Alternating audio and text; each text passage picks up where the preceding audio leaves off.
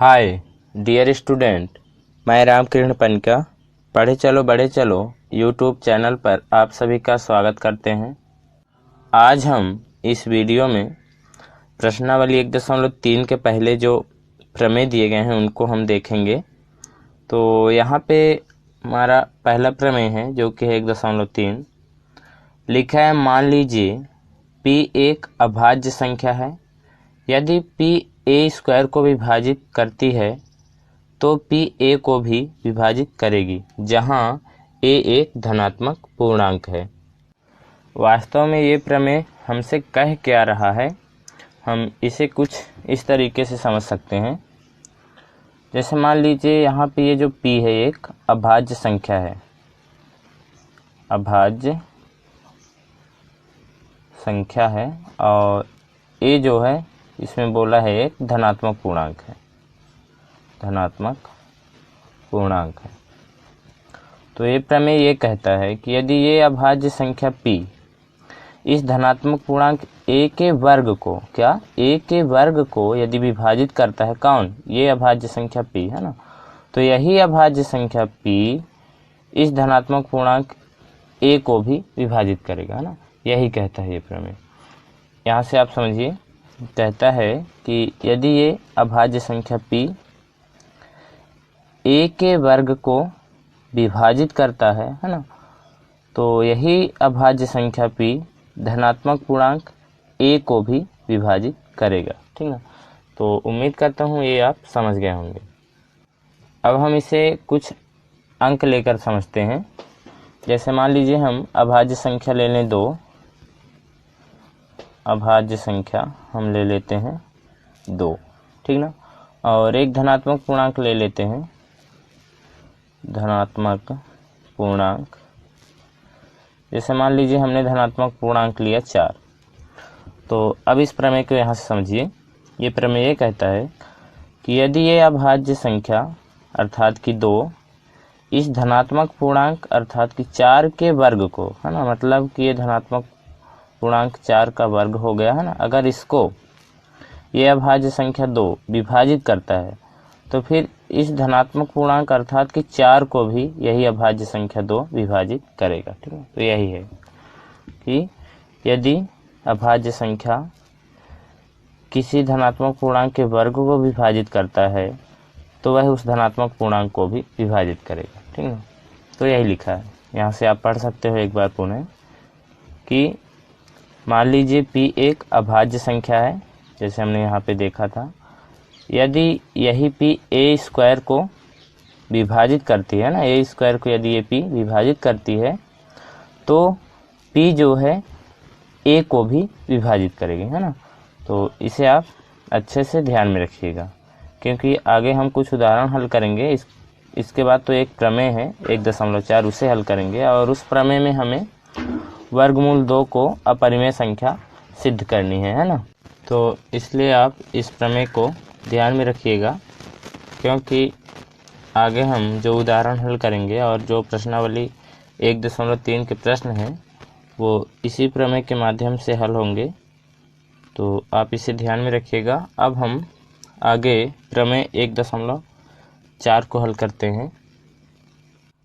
तो ये रहा हमारा प्रमेय 1.4 जो लिखा है वर्गमूल 2 एक अपरिमेय संख्या है, ये हमें सिद्ध करना है, ठीक ना। तो इस प्रकार के प्रश्न को हम विरोधोक्ति विधि से हल करेंगे, जिसे इंग्लिश में बोलते हैं बाय कंट्राडक्शन मेथड, है ना।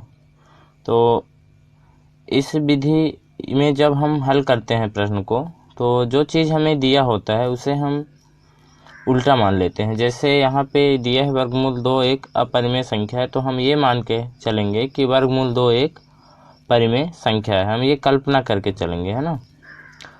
फिर हम आगे कुछ स्टेप करेंगे और उन स्टेप में हम अपनी कल्पना को गलत सिद्ध करेंगे, और फिर ये अपने आप ही सिद्ध हो जाता है कि वर्गमूल 2 परिमेय संख्या नहीं है, तो यह एक अपरिमेय संख्या होगी, ठीक है।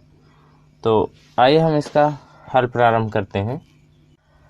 तो इसके हल में जैसा कि हमने अभी बताया कि इसका उल्टा मानना है ना, तो यहाँ पे हम मान लेंगे जैसे अपरिमेय दिया है वर्गमूल 2, है ना, तो हम परिमेय मान लेंगे। तो यहाँ पे लिखेंगे माना वर्गमूल 2 एक परिमेय संख्या है, एक परिमेय संख्या है जो दिए गए के विपरीत है, जो दिए गए के विपरीत है। अर्थात कि जो दिया था उसका उल्टा है। जैसे यहाँ पे अपरिमेय दिया था तो हमने उसका उल्टा माना अर्थात विपरीत माना है कि ये परिमेय है, ठीक है। तो इसीलिए ऐसे आप लिख सकते हो। अब जब हमने वर्गमूल 2 को परिमेय मान ही लिया है तो इसे हम किसी परिमेय संख्या के रूप में दिखाएंगे भी। तो यहाँ से हो जाएगा, तब ये जो वर्गमूल 2 है इसको हम दिखा देंगे कि ये a/b के रूप वाला परिमेय संख्या के रूप का है, ठीक है। तो यहाँ जो a और b है ये सह अभाज्य पूर्णांक है, जहाँ a और b सह अभाज्य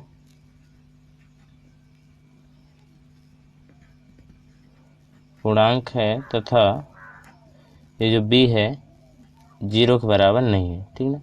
अब ये b 0 के बराबर क्यों नहीं है? क्योंकि अगर ये b 0 के बराबर हो गया तो ये परिभाषित नहीं होगा ना।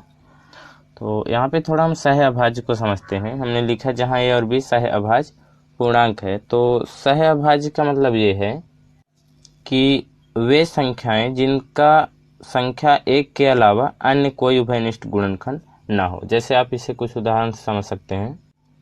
जैसे मान लो हमने यहाँ पे लिखा 3/4।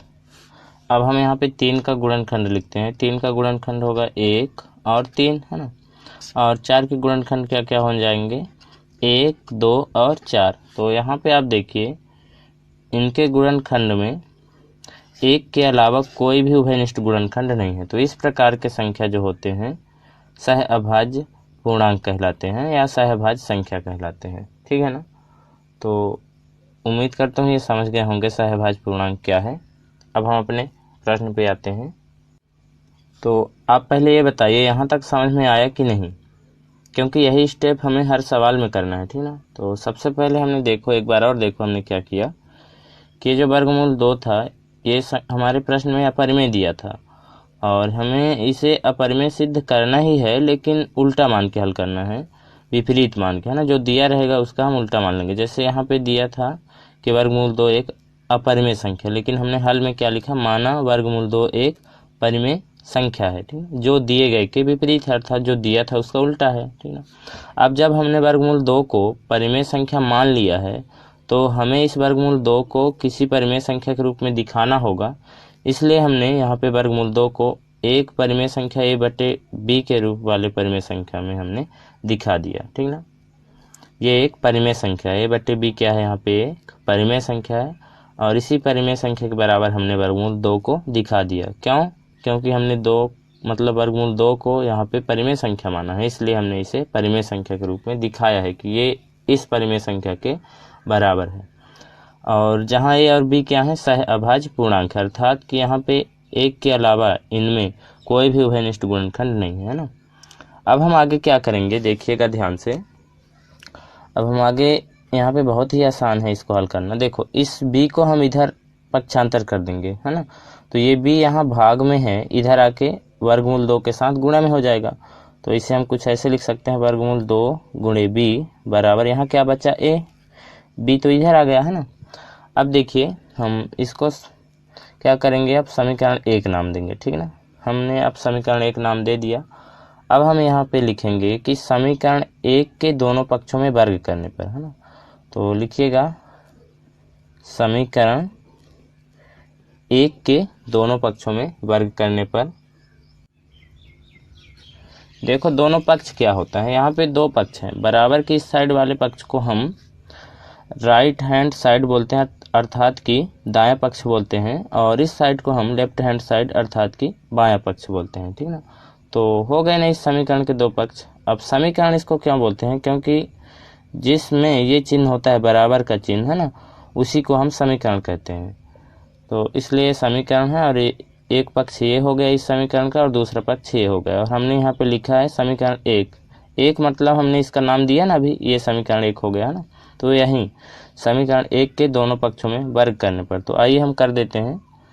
तो हम यहाँ पे जब इस पक्ष को वर्ग करेंगे, अर्थात कि बाएं पक्ष को हमने वर्ग कर दिया, अब हम दाएं पक्ष का वर्ग करते हैं, तो हमने यहाँ पे दोनों पक्ष का वर्ग कर दिया है ना। अब एक बात यहाँ पे ध्यान दीजिए कि बच्चे गलती कहाँ पे करते हैं। जैसे हमने यहाँ पे लिख दिया कि समीकरण 1 के दोनों पक्षों में वर्ग करने पर, तो कुछ बच्चे क्या करते हैं कि ये जो यहाँ पे ये पक्ष है तो इसको कुछ इस तरीके से वर्ग करते हैं ना, जो कि ये गलत है। क्यों गलत है? क्योंकि अगर आप इस तरीके से वर्ग करते हो ना, तो यहाँ पे दिख रहा है, ऐसा लगता है जैसे केवल b का ही वर्ग किया गया है ना, लेकिन हमें दोनों पक्ष अर्थात पूरा पक्ष का वर्ग करना है ना, अर्थात इसलिए हम यहाँ पे कोष्टक लगा के वर्ग करेंगे। तो इस बात को आप ध्यान में रखिए ना, आप इस प्रकार से वर्ग न करिए, आप पूरे कोष्टक लगा के है ना, जो भी इस बाएं पक्ष में हो उसका वर्ग करिए, ठीक ना। तो उम्मीद करता हूँ ये छोटी सी बात आप समझ गए होंगे। अब हम अपने प्रश्न पे आते हैं। तो आगे इसे अब हम हल करेंगे, तो ये हो जाएगा, देखिए वर्ग से वर्गमूल हट जाएगा, ठीक ना। क्यों हट जाता है यहाँ पे हम आपको बता रहे हैं। देखिए हम थोड़ी देर यहाँ पे रफ कार्य के द्वारा ये समझेंगे कि किसी भी वर्गमूल वाले संख्या को जब हम वर्ग करते हैं तो वर्ग से वर्गमूल क्यों हट जाता है ना, ये यहाँ पे हम समझेंगे। तो इसे समझने के लिए आपको कुछ चीज़ों की आवश्यकता होनी चाहिए या उसकी नॉलेज होनी चाहिए आपको। पहली बात तो ये आपको मालूम होना चाहिए कि ये जो वर्गमूल का चिन्ह होता है इसका मान होता है 1/2, और आपको एक घातांक का सूत्र मालूम होना चाहिए, पहली बात हुई। दूसरी बात, आपको घातांक का सूत्र मालूम होना चाहिए, जो कि होता है एक सूत्र a की पावर m इंटू a की पावर n, और इसके बराबर होता है a की पावर m प्लस n। ये सूत्र आपको मालूम होना चाहिए, ठीक ना। जब आधार समान होता है तो घात जुड़ जाता है, आधार में से हम एक आधार को लिख लेते हैं, ठीक ना। तो और एक चीज़ आपको ये मालूम होना चाहिए कि अगर यहाँ पे लिखा है 2 की पावर 2, तो आप इसे लिख सकते हो 2 गुणे 2, ठीक ना। अब हम यहाँ पे समझते हैं कि किसी भी वर्गमूल का अगर हम वर्ग करें तो वर्गमूल क्यों हट जाता है, ठीक ना। तो जैसे हम इसी सवाल को लेते हैं, यहाँ पे हमारा जो सवाल है, तो ये हमने यहाँ पे इसे लिख लिया। अब देखिए हमें ये तो समझ में आ गया कि वर्ग से वर्गमूल हट जाता है, मतलब वर्ग करने से वर्गमूल हट जाता है, लेकिन क्यों हट जाता है ना। तो यहाँ से भी हम इसको लेते हैं, वर्गमूल 2 की पावर 2 बस को लेते हैं, और यहाँ से समझते हैं कि क्यों हट जाता है, ठीक ना। हम b को अभी छोड़ दिए हैं, ठीक ना। अगर ये समझ में आ गया तो फिर हम इसको हल कर लेंगे। तो देखिए हम इसे लिख सकते हैं, जैसे हमने यहाँ पे इसे समझा कि अगर वर्ग है किसी संख्या पर तो हम उसे ऐसे लिख सकते हैं, तो ठीक उसी प्रकार से हम इसको भी ऐसे लिख सकते हैं, √2 गुणे √2। और एक चीज़ अभी आपने जाना कि ये जो करणी का चिन्ह होता है उसका मान होता है 1/2, तो हम इस 2 की पावर लिख सकते हैं 1/2, और गुणे है इस 2 को भी हम लिख सकते हैं 1/2, है ना। √2 को हम ऐसे लिख सकते हैं 2 की पावर 1/2। क्यों? क्योंकि अभी आपने जाना कि वर्गमूल का मान होता है 1/2। अब इसे आगे हम हल करेंगे, अब इस सूत्र के माध्यम से हल करेंगे, है ना। देखो यहाँ पे आधार समान है, यहाँ भी आधार समान था, तो हमने एक आधार को लिया था, अर्थात इसमें से हम एक आधार को ले लेंगे 2 बस को, ठीक है। अब आप जानते हो जब इस प्रकार के सवाल हो तो घात क्या होता है, जुड़ जाता है। यहाँ पे आपने देखा कि m में n जुड़ गया, अर्थात हमें भी इन दोनों को जोड़ना है, तो यहाँ से 1/2 प्लस 1/2 हो जाएगा। अब देखिए आगे हम इसे यहाँ पे हल करते हैं। ये है ऊपर जो घात है इनकी, ये भिन्न के जोड़ जैसे है, तो यहाँ पे हम इसका भिन्न का जोड़ ही करेंगे। तो पहले तो हम इस आधार वाले 2 को लिख लेते हैं। अब भिन्न का जोड़ कैसे करते हैं आप जानते हो, पहले हम एलसीएम लेंगे इनके हरों का, तो हर का एलसीएम आ जाएगा 2। अब क्या करते हैं, इसी एलसीएम में हम इस 2 का भाग करेंगे, जो भी भागफल आएगा ऊपर 1 के साथ गुणा करेंगे, अर्थात अंश में, है ना।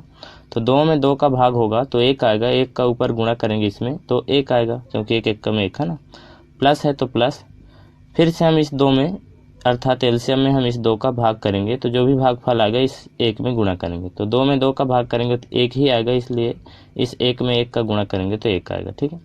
अब हम इसे आगे यहाँ हल करते हैं, तो ये आधार वाला 2 है और ये एलसीएम 2 है और इसको हम जोड़ेंगे तो 2 आएगा। ठीक है, अब यहाँ से 2 और 2 कटेगा तो 1 आएगा, क्योंकि समान संख्या में समान संख्या से भाग देने पर 1 ही आता है। ठीक है, ये आप ध्यान में रखिएगा। तो यहाँ से हो जाएगा 2 की पावर 1। अब आप 2 की पावर 1 लिखे हो तो इसका मतलब 2 ही है ना। तो यहाँ से आपने देखा कि ये जो वर्गमूल वाली संख्या है उसका हम वर्ग करते हैं तो वर्गमूल हट जाता है। क्यों हट जाता है, आपने यहाँ पे देखा, देखो यहाँ पे 2 ही आया है ना, आंसर क्या आया 2। तो यहाँ से आप जब वर्ग से वर्गमूल को काट दोगे तो 2 बस बचेगा, है ना। तो क्यों आता है ये 2 बस और क्यों हट जाता है वर्गमूल, आपने यहाँ पे समझा है। ठीक है, तो अब हम आगे अपने सवाल को हल करते हैं। अब हम इसे आगे हल करेंगे तो ये हो जाएगा, देखो वर्ग से वर्गमूल हट जाएगा, अभी आपने सीखा क्यों हट जाता है ना। तो यहाँ पे बचेगा 2 और ये बी स्क्वायर हो जाएगा, ठीक है ना, बराबर ए स्क्वायर। ठीक, आगे देखो हम इस 2 का पक्षांतर करेंगे तो इधर b के साथ ये बी स्क्वायर के साथ गुणा में है तो उधर जाके ये भाग में हो जाएगा। तो यहाँ से केवल बी स्क्वायर बचेगा और ये 2 उधर चला जाएगा तो ए स्क्वायर के साथ ये भाग हो जाएगा। ठीक है, अब इसका नाम हम समीकरण 2 दे देंगे, क्योंकि इसका आगे हमें ज़रूरत पड़ेगा, है ना, इसलिए हमने समीकरण 2 का नाम दे दिया। अब देखो यहाँ से दिख रहा है कि ए स्क्वायर को 2 विभाजित कर रहा है ना, तो प्रमेय के अनुसार ए को भी 2 जो है विभाजित करेगा ना, तो वही हम यहाँ पे लिखेंगे। और वो जो प्रमेय हमने पढ़ा था उसका प्रयोग यहीं पे होगा ना। तो यहाँ हम लिखेंगे कि यहाँ 2 ए स्क्वायर को विभाजित कर रहा है, विभाजित कर रहा है ना, अर्थात प्रमेय के अनुसार 2 ही ए को भी विभाजित करेगा, है ना, अर्थात 2 ए को भी विभाजित करेगा। ठीक है, ये समझ में आया होगा। अब ये जो लिखते हैं ये लाइन है ना, इसी को हम कथन ए का नाम देंगे। ठीक है ना, आप यहाँ पे स्थिति 1 भी बोल सकते हो, लेकिन हमने यहाँ पे कथन ए का नाम दे दिया। ठीक है, अब जब हमने यहाँ पे लिख दिया कि 2 ए को विभाजित करेगा तो हम इसे कुछ ऐसे भी दिखा सकते हैं, अर्थात ए बटे 2 के रूप में लिख सकते हैं। इसका मतलब भी क्या है, यहाँ पे आप बोल सकते हो कि ए को 2 विभाजित कर रहा है ना। अब जब ए को 2 विभाजित कर रहा है तो कुछ तो भागफल मिलेगा ना, तो हम मान लेते हैं कि भागफल के प्राप्त होता है ना। ये एक स्थिरांक है ना, मान लिए कि यहाँ पे के प्राप्त होता है। चलो ये समझ में नहीं आया, हम अभी यहाँ पे समझा रहे हैं। जैसे देखो, मान लो आपसे बोला जाए कि 6 को 2 से भाग करिए, है ना, तो यहाँ पे आप कुछ इस तरीके से इसे भाग करेंगे तो 2 तिहाई 6 आएगा, है ना, शेषफल 0 है और भागफल कितना आया 3।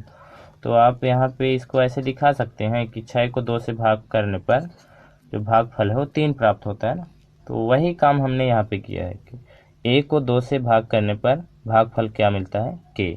और यहाँ पे हम बता देंगे कि जहाँ ये के जो है वो एक पूर्णांक है। तो यहाँ हम लिख देते हैं कि जहाँ के एक पूर्णांक है।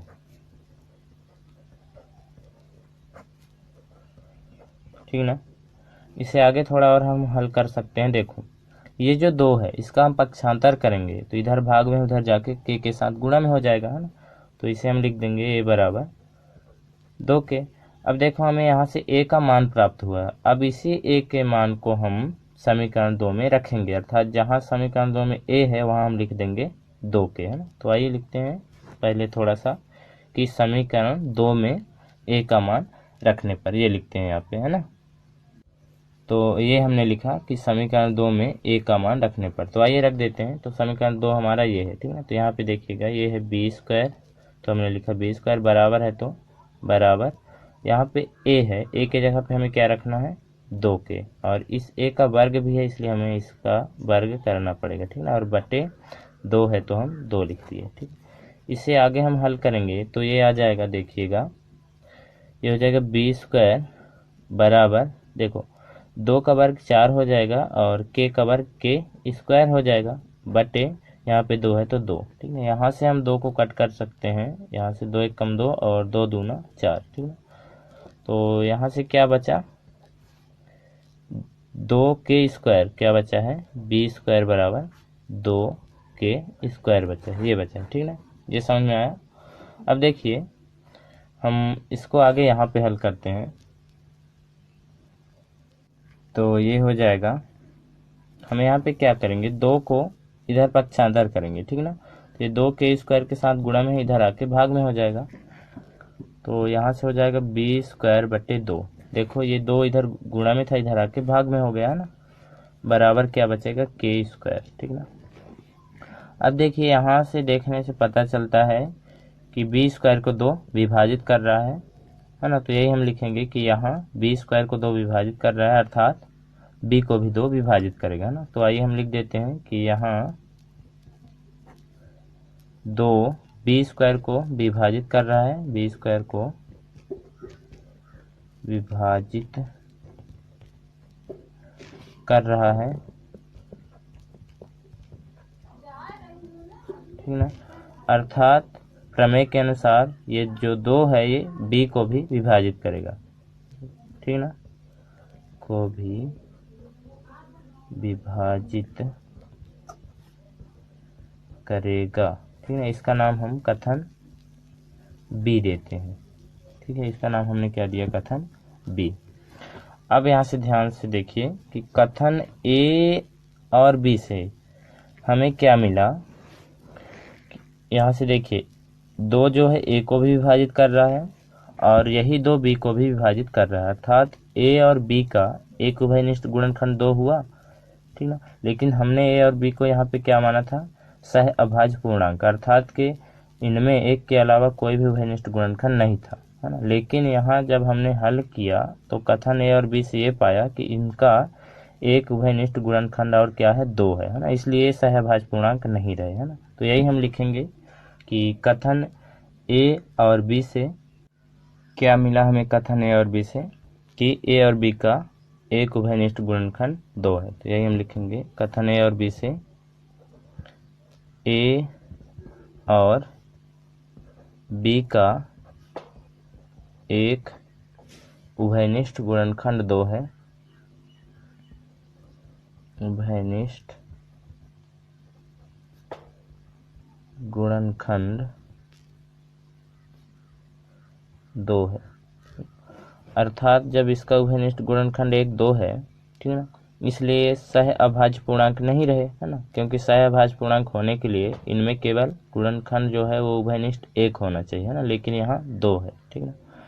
तो यहाँ पे हम लिखेंगे अर्थात ए और बी सह अभाज्य पूर्णांक नहीं है,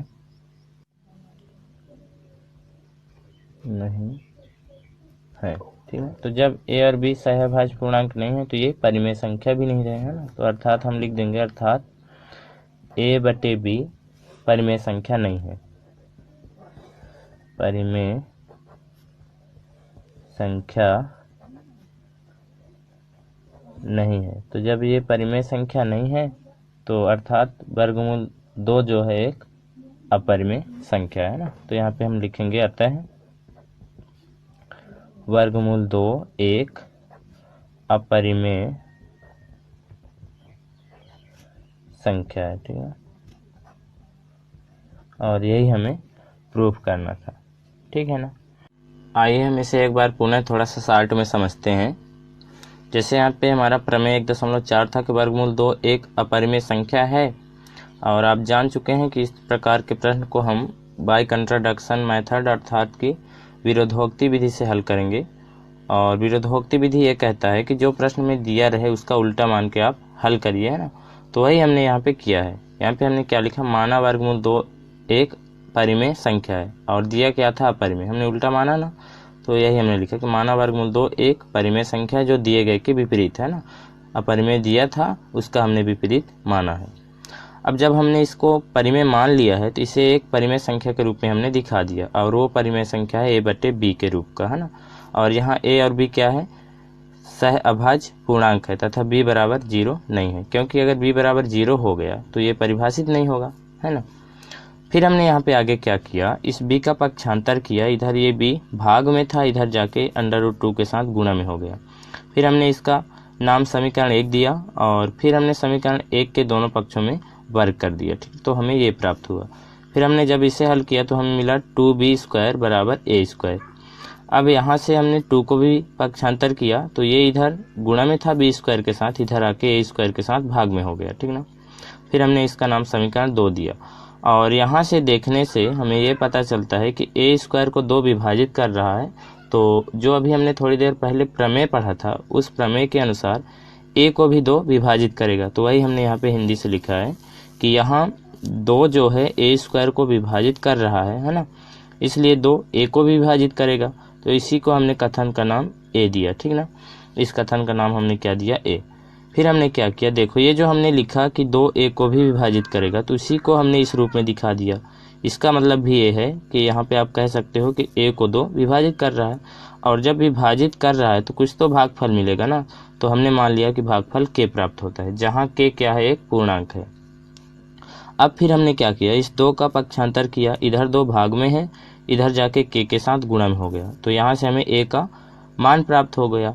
अब इसी ए के मान को हम समीकरण 2 में रखते हैं। तो यही हमने लिखा है यहाँ पे कि समीकरण 2 में ए का मान रखने पर, तो जब हमने ए के जगह पे 2 के रखा तो हमें ये प्राप्त हुआ। फिर इसके बाद हमने क्या किया, बी स्क्वायर है तो बी स्क्वायर, और यहाँ से हम इसको जब सॉल्व करेंगे तो हमें मिलेगा 4k स्क्वायर, और ये बटे 2 है तो 2। फिर हमने यहाँ पे इसको कट कर दिया है, 2 1 कम 2 और 2 दूना 4। अब यहाँ पे जो बचा, यहाँ पे हमने लिख दिया कि बी स्क्वायर बराबर, यहाँ से बचा है 2k स्क्वायर, तो वही लिखा 2k स्क्वायर, और इसको आगे हमने फिर हल यहाँ पे किया, ठीक ना। यहाँ पे देखिए, यहाँ पे 2 था गुणा में k स्क्वायर के साथ, तो फिर हमने इसका पक्षांतर किया तो ये इधर आ गया भाग में, ठीक ना। फिर आगे यहाँ पे आप देख रहे हो कि बी स्क्वायर को 2 विभाजित कर रहा है, तो 2 बी को भी विभाजित करेगा प्रमेय के अनुसार, है ना। और इस कथन को हमने बी नाम दिया। फिर यहाँ से कथन ए और बी से हमें क्या मिला, देखिए यहाँ पे आप देख सकते हो कथन ए में 2 ए को विभाजित कर रहा है और 2 ही बी को विभाजित कर रहा है। तो यहाँ से एक बात ध्यान से सुनिएगा जो अभी हम बोलने वाले हैं, और वो बात ये है कि आप इतना ध्यान में रखिए कि यदि कोई संख्या, जैसे मान लो एक संख्या 4 है और इसको 2 विभाजित कर रहा है, तो 2 दूना 4 हमें मिल रहा है, अर्थात शेषफल 0 प्राप्त हो रहा है। अर्थात ये कह सकते हैं कि 4 को 2 पूरी तरह से विभाजित कर रहा है। तो जो संख्या है ना, किसी संख्या को पूरी तरह से विभाजित करता है तो वो संख्या उस संख्या का गुणनखंड कहलाता है, ठीक है ना। तो यहाँ से आप जब 4 का गुणनखंड निकालते हो तो 1 2 और 4 प्राप्त होता है, और इसी 4 के गुणनखंड में 2 भी है, और यही 2 यहाँ पे 4 को पूरी तरह से विभाजित कर रहा है ना। तो ये दोनों कंसेप्ट आप समझे रहना कि जो संख्या है ना किसी संख्या को विभाजित करता है तो वो उसका गुणनखंड कहलाता है। जैसे 2 4 को विभाजित कर रहा है, इसलिए 2 इसका गुणनखंड कहलाएगा, ठीक है ना। और देख भी रहे हो कि 2 इसका गुणनखंड कहलाया है, इसलिए इसके गुणनखंड में 2 आया भी है ना। तो ठीक इसी कंसेप्ट से हमने ये लिख दिया है कि कथन ए और बी से ए और बी का एक उभयनिष्ठ गुणनखंड 2 है। एक उभयनिष्ठ गुणनखंड 2 क्यों है, क्योंकि 2 ए को भी विभाजित करता है और 2 बी को भी विभाजित करता है, इसलिए है, ठीक ना। फिर आगे देखो हमने क्या लिखा है, यहाँ पे हमने शुरुआत में माना था कि ए और बी सह अभाज्य पूर्णांक है, लेकिन हमने यहाँ से पाया कि ए और बी का एक उभयनिष्ठ गुणनखंड 2 है, और सह अभाज्य पूर्णांक होने के लिए केवल इनके गुणनखंड में एक ही उभयनिष्ठ होना चाहिए, है ना। संख्या एक उभयनिष्ठ होना चाहिए, लेकिन साथ में 2 भी यहाँ से हो गया है उभयनिष्ठ, है ना। इसलिए ए और बी जो है सहअभाज्य पूर्णांक नहीं रहे, है ना। तो जब ये ए और बी सहअभाज्य पूर्णांक नहीं रहे तो ये परिमेय संख्या भी नहीं रहे, है ना। तो यही हमने लिखा कि अर्थात ए और बी परिमेय संख्या नहीं है। तो जब ये ए और बी परिमेय संख्या नहीं है तो ये जो वर्गमूल 2 है अपरिमेय संख्या है ना। इसलिए हमने लिखा अतः वर्गमूल 2 एक अपरिमेय संख्या है, ठीक है। उम्मीद करता हूँ आप इसे समझ गए होंगे। यदि समझ में नहीं आया अच्छे से यहाँ, तो जब हम उदाहरण 9 अर्थात कि आगे आने वाले उदाहरण और प्रश्नावली 1.3 के प्रश्नों को हल करेंगे तो वहाँ से और अच्छे से समझ में आ जाएगा, ठीक है। तो ये वीडियो आपको कैसा लगा आप कमेंट सेक्शन में ज़रूर बताएं, और वीडियो देखने के लिए थैंक्स।